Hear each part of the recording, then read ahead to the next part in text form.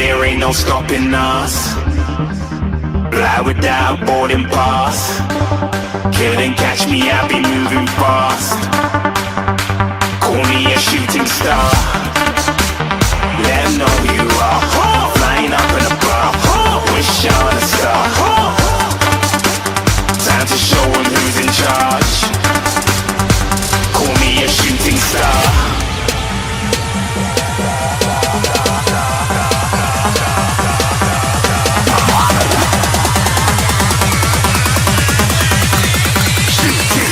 Didn't even get to cross.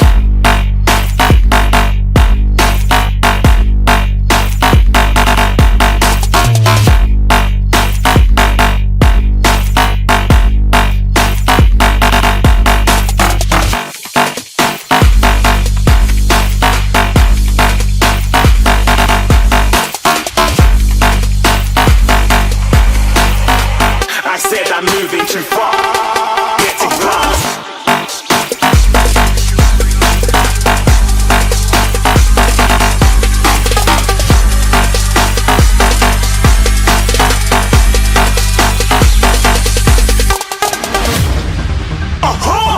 Looking at a shooting star. Got more than a couple of people going mad, I swear they're rooting hard. Tell them I'd be big in the game like she went and got them breast implants. I said I'm moving too fast, didn't even get a glance. I'm ready to eat up track like I'm seated in a restaurant. If you had swag like mine, you know it's best to flaunt. We aren't hating because you aren't shining like it's neon, rock like kings of Leon.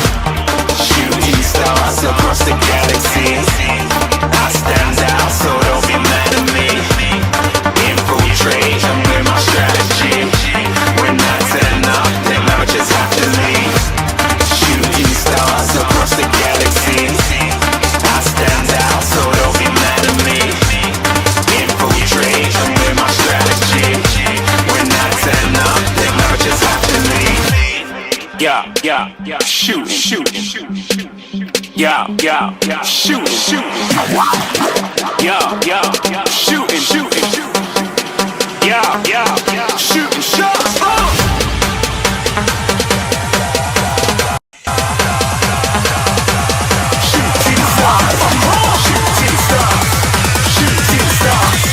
Shooting stars. Okay, I need to figure out this new system. Give me 1 second. Here we go. Oh my goodness. And that light is too bright. I got a different computer here on my... Man, I need to work on this lighting. Holy crap. Okay, I think that's a little bit better. I got a new computer here at my makeup station. And as you can tell, I just got out of the shower and it didn't even... Shit, that's some shitty lighting. I'll fix that some other time. It's gonna bother me though. I look like a fucking ghost. Is that better?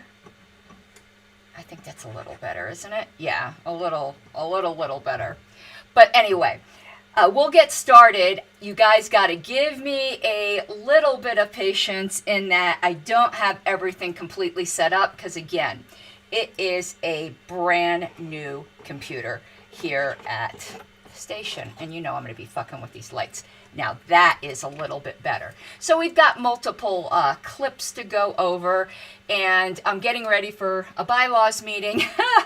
So I figured I would live stream while I'm getting ready, and I'm going to be doing a video later, not live, pre-recorded, dealing with Ben Shapiro's really shitty take on the George Floyd situation.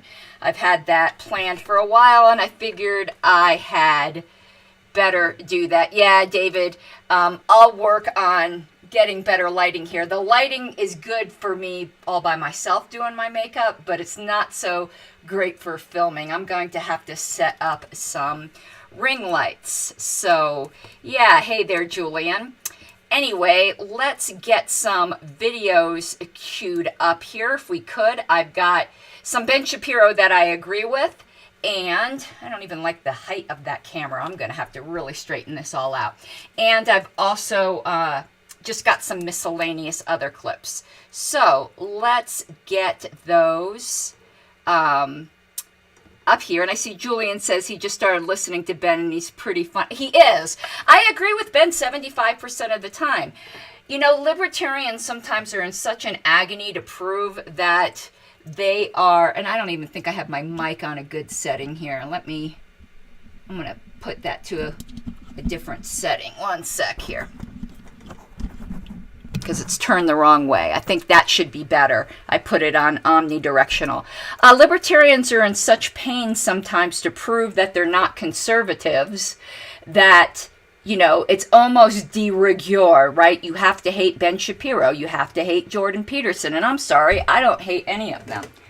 Wayne, are you interrupting me? Get a shot and I'll be Okay. Wayne, shut the door! So yeah, I do like most of his stuff, but again, like I'm going to be doing later, some of his stuff isn't so great. Yeah, thank you, Larry. I had the mic turned the wrong way, so I just stuck it on omnidirectional. But yeah, this lighting is going to kill me. Let's, though, forget about that and get some clips queued up if I can. Let's see here. Huh. Oh, I see. I might have an issue because it's saying I need to install system audio. So let's see here. I'm glad you guys are so patient with me today. Let's see if we can find these files. You know what? Hold on here a second.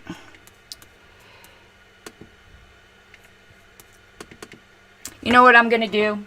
Because I am not going to put you guys through me setting crap up and not having it ready. We're going to do something else instead. I had some various news stories I wanted to talk to you guys about. So, we'll do that. We'll do the videos some other time because I'm not going to torture you with my new equipment and my incompetence in getting equipment set up. So I pulled some stuff off of Reason that I thought was particularly interesting, and I want to make these comments bigger because I can barely see them because I'm old. So, and I don't need to see me on my screen, I need to see y'all's comments. Now, why won't they go big for me? Here we go, I think. No? Well, that's better. So, yeah, let's discuss some of this crap that's been going on in Reason. I mean, we are losing our liberties at such a rapid pace that it is actually pretty pathetic. So here's the first one I have. Don't have it up on the screen because I figured we'd talk about it. It says a Kentucky bill would make insulting cop a crime. No. How about we don't do that? So, yeah. And it's not Kentucky, but I think it was Oklahoma had a law like displaying an anarchy flag is a felony. Like, what the hell ever happened to free speech? But I actually should have got this picture up here, but this is, if you can see it, I love Reason's little cover there. Exactly, right? So, yeah. From the story, it's Kentucky lawmakers. Like, what gives people, you know, I just get more and more angry each day, each time I read, like, legislatures propose this and lawmakers propose this. And I'm like, what gives you the right to sit there and debate other people's rights and controlling their life? Oh my God. I just don't even understand what would possess someone to think they had that right. We've been indoctrinated on that from youth, or we would never ever believe that. So it says here, the bill would make it a misdemeanor offense for someone to taunt a law enforcement officer with offensive or derisive words, or by gestures or other physical contact. Well, physical contact I can understand. You don't do that. That would have a direct tendency to provoke a violent response from the perspective of a reasonable and prudent person. Oh, really? Okay, cops are going to be so hair trigger. I don't mean that literally like shooting people. Well, maybe they said a violent response. What happened to sticks and stones, right? So the law enforcement officers are such snowflakes that if you say offensive or derisive words at them, we are excusing provoking a violent response. Excuse me? And that's considered reasonable and prudent? Once again, oh my God. So the bill is aiming to crack down on, and I need to try to make this big one more time here. I am having the hell of a time here with this computer. Why? You know how you can normally, there we go, can drag a window to make it big. Now I got it. Now I just need to try to make it wider, but at least it's bigger. Here we go. So this is crazy. It's absolutely crazy. So in order to crack down on anti-police protests over the national unrest over the killing of George Floyd, they want to enhance criminal penalties for protest-related crimes. So let me get this straight. People are mad at the police having too much power and laws in general overstepping their bounds and having too much power. So you geniuses, the way you're going to react is by having even more abusive power? Did someone drop you on your head as a baby? What? It's like in these riots, you see people getting up in officers' faces. Okay, I don't know what that means. If they're like right here, okay, that is close enough to be physical contact. I mean, if you can, William, everyone else has said they can hear. So, yeah, I don't know what to tell you. I see you're on Facebook. I don't know if everyone else who says they can hear is on YouTube, but let me know. Let me know. Yeah, if they're right literally in their face so that they're like breathing on them, okay, I can see that's close enough in your personal space to be physical contact. But other than that, it is absolutely insane. It says, you see people getting up in officers' faces, yelling in their ears, doing everything they can to provoke a violent response. Well, you signed up for that job, and we have every right to protest. This is crazy. So when officers get up in people's faces and yell at them and demean them the way they did to Kenneth Walker when they asked him if he was hit in the gunfire and he said no, and they said that's unfortunate. No, he's not justified with a violent response, right? It's just the people in costumes and a badge. Got it. Okay. My word. The American Civil Liberties Union said in its extreme bill to stifle dissent. You think? Why do we even pretend we have a constitution? It's like it's made out of silly putty to these people. It is absolutely crazy. Absolutely crazy. So, there's some other court cases, though, that seem to contradict this, where somebody flipped off a cop and the court said an ancient gesture of insult is not the basis for reasonable suspicion of a traffic violation. Okay, perfect. Someone else was arrested, and this case got dismissed. He was arrested after writing, "Fuck your shitty town, bitches. He's my hero." On a mail-in traffic ticket, so he was allowed to be punished for that. So I don't know, this was in Second Circuit. I don't know what state this is, but whatever state this was, can I tell you sincerely from my heart, what did he say? Fuck your shitty town, bitches. Lord have mercy. And then, I guess flipping off, people are saying, okay, but don't write fuck your shitty town bitches on a ticket. If I ever get another ticket, I'm writing that on there, I'll tell you.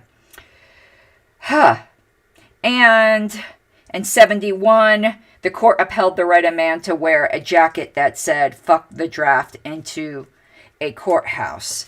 I saw a show, I don't know, I think it was Cops. I'm not sure if it was Cops the other day, where they impounded a truck. They pulled this guy over and they impounded a truck because he had stickers on the back of his truck that said, "I eat ass." And he refused to take one of the letters off. And they arrested him and hauled off his truck. Crazy. Oh boy. And it says, despite these cases, similar things keep coming up. You know what? Those lawmakers need to be tarred and feathered. What? Yeah. It'll probably get struck down as unconstitutional. The very fact that people had the nerve to think they could even propose it and show their faces is absolutely insane to me. So yeah, that got me going, you know. All right. Let me see what else I may have here. Oh God, this one. This is similar to something that happened in Colorado. In Colorado, the police were chasing a shoplifter, and he broke into a house and holed up in there. And in order to get this guy, I think he stole a belt from Walmart. The police absolutely and literally, I'm not being hyperbolic, destroyed this man's house. Hundreds of thousands of dollars of damages, and refused in the city, I think it was in Aurora, it might have been Littleton, said, nope, not responsible for the damages. And his insurance company wouldn't cover it either. There was some exclusion there. But his insurance company shouldn't have to cover it. There's such a thing called subrogation. Those of you who are familiar with insurance law, subrogation means, yes, you're insured, and the insurance company shouldn't delay payment to you, but then they have every right to go after an at-fault person. So this happens a lot if you live in a condo, say, and the person above you didn't maintain their plumbing, and then they sprung a leak and it came down and damaged your unit. The insurance company would pay you, but then they would sue the people upstairs or their insurance company. That's called subrogation. But all right, here we go. This is in McKinney, Texas. A SWAT team destroyed an innocent woman's house while chasing a fugitive, and the city refuses to pay for damages. What kind of crap is that? This is why sovereign immunity and that kind of crap needs to die in a fire. It's crazy. So this is an older woman. You know, she says, for 2 days I couldn't quit crying. The tear gas was everywhere. It was on the walls. It was on the floor. It was on the furniture. I mean, crazy. And check this out. Prior to the SWAT showdown, the lady's daughter gave the officers a key to the house and the garage door opener and the back gate code. But they decided instead they were going to smash windows and maneuvered a Bearcat armored vehicle through her fencing, detonated explosives to blow off the garage entryway rather than using the garage door clicker, and they drove right through her front door rather than using the key. I'm not a violent person, but these people need to have the shit kicked out of them for that. And the insurance company told her there was no coverage because there's a clause in most insurance policies that excludes liability in cases where the government is at fault. And the city wouldn't pay. This is absolutely crazy. We should be rioting in the streets for this kind of shit too. This is just, it's insane. It's absolutely insane. Now in this, at least the guy wasn't someone who just stole a belt from Walmart. This guy was a kidnapper, so okay, a little bit more serious. But you don't refuse to pay for destroying this woman's house. So the way if you're wondering how the cops ended up with the keys and all that, this guy who kidnapped a 15-year-old girl used to be employed by this woman. She discharged him. She fired him because she felt something wasn't right. He shows up at her house the next day, and he was already on the loose for the kidnapping. She saw the news report, so when he showed up, she just let him in and ran away. Got the cops and gave them all the keys to her house so they could go in and get him. And look what they did to this lady. And she was in the process of selling her house. Isn't that crazy? She spent $50,000 making repairs out of her retirement. And to add insult to injury, there was a dog in the house, and the tear gas rendered the dog deaf and blind. Can you believe that? I don't even know. I can't even. This is just absolutely insane. And her attorney, or a attorney, and I'm not sure it's hers, says they're forcing unlucky individuals to shoulder the burden of doing something that's good for society. And this lady even she went above and beyond.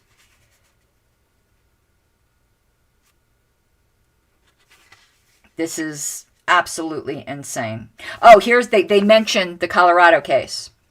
In 2015, SWAT agents totaled a $580,000 house in Greenwood Village, Colorado, in pursuit of a shoplifter. You want to know what they paid? $5,000. And the Supreme Court declined to hear the case. And then in North Carolina, they destroyed another house when they were trying to coax a suspect out of the house, and the suspect wasn't even in the house. Crazy. So I'll be watching how that turns out.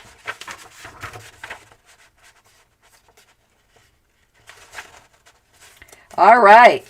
Here's another good one. Without the police, who would euthanize the animals? Or without the state? You know, people and their pets and people and their animals, I am so surprised that there hasn't been, and I'm obviously not encouraging this, I'm just surprised that there hasn't been a law enforcement officer killed because they killed somebody's dog. Like, people are nuts about their dogs. But okay, but this isn't a dog case, but it's still animals. Michigan farmer rescued injured animals without a permit. How dare he? So state officials charged her with a misdemeanor and euthanized the animals.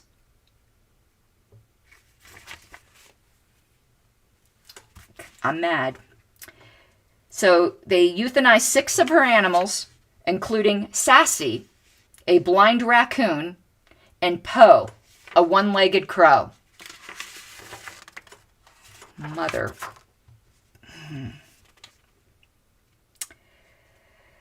So, she said she didn't even know she needed a permit to do this. She lives out in the country. She's been helping animals her whole life. And the Department of Natural Resources said it had no choice but to put the animals down. It said, because if you let them go, they can become a nuisance or a disease issue. These animals were never going to be let go. She was keeping them and caring for them. And everyone says people brought animals to her all the time from creatures in need of help.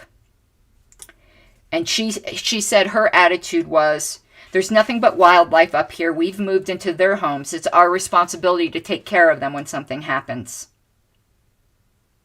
She and some volunteers would do what they do to nurse them to health so that they could be released back into the wild if they could. But those animals with more serious disabilities, such as the ones they murdered, she kept permanently. And the crackdown came because a disgruntled volunteer complained to the state.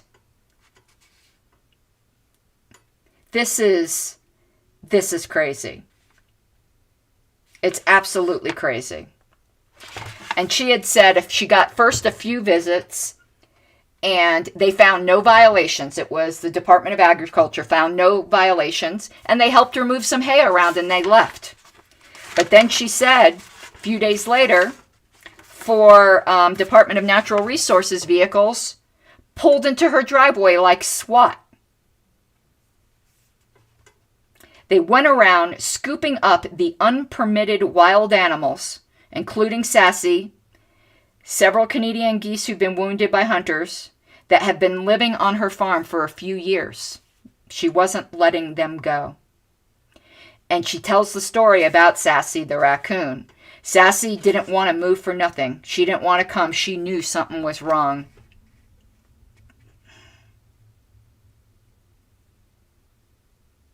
A deer that Hall had taken in as a fawn was euthanized as well.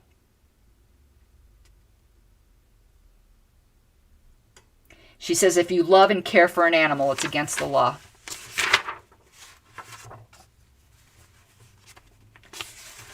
That makes me madder probably than it should. You fuck around with animals, it makes me madder than if you fuck around with people. And one last thing here. I believe these are all from Reason. Reason has some great stuff. I know people like to pick on Reason as well. Like they, call them treason and whatever. I like Reason. Shoot me. Actually, don't say that because there might be a cop around here and they might do it.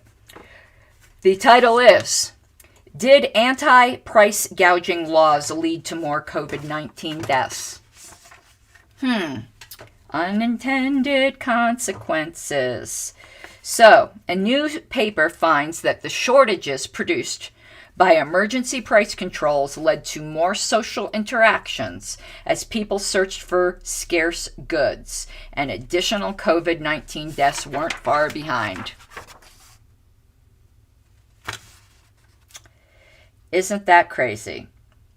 So it said, a new paper posits the shortages caused by government price controls had increased people visiting retail stores in search of scarce products, leading to overcrowding in stores.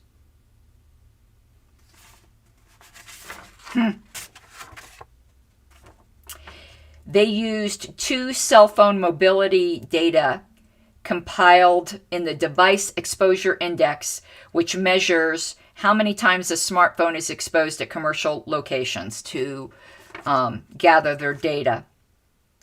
And they found that the activating of price gouging regulation led to the average individual's contacts to increase by at least 3 times. And they assert that it led to 57 to 184 daily confirmed COVID cases in the average state where anti-price gouging laws were in effect, and produced an additional 12 to 17 daily COVID deaths average per state. Got to protect us from ourselves, All right. Yeah. Short-sighted. Daddy state. One last thing. This isn't an article from Reason, but it's a tweet that I found quite amusing. I did want to put this on the screen, but because I haven't figured out my system here yet. Lee Drutman said, half, and it's all in caps, half of Americans now identify as independents. This is a record high in Gallup polling, and a huge jump since the election. This disaffiliation from the 2 major parties is very dangerous for democracy.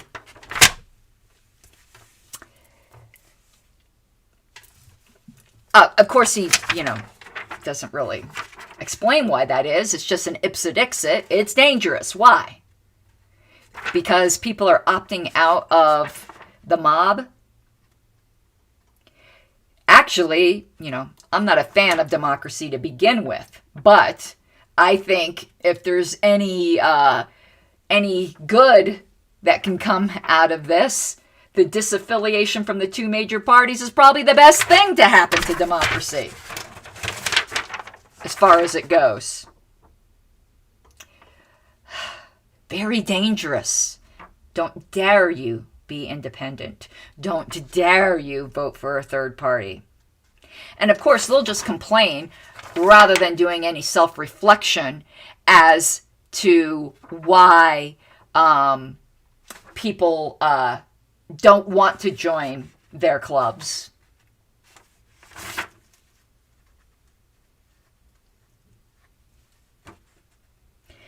And it's interesting, these skewed polls too. The poll is, in politics as of today, do you consider yourself a Republican, a Democrat, or an independent?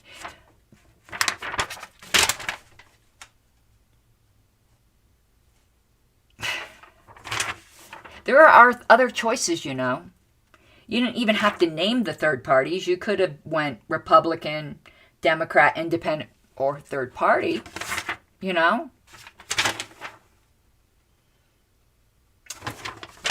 All right. Well, that's all I've got for you for now. When I get this set up properly with better lighting so I don't look like death warmed over, I don't really know how I'm going to fix it. I'm going to just have to put up some ring lights, I think. Because this is like a tiny little armoire. But I guess these really bright LED lights just aren't doing it. But yeah, that is it, you guys. Hopefully later you will check out my Ben Shapiro video on the George Floyd case when I have that out. Otherwise, I am off to a bylaws committee meeting. Love y'all.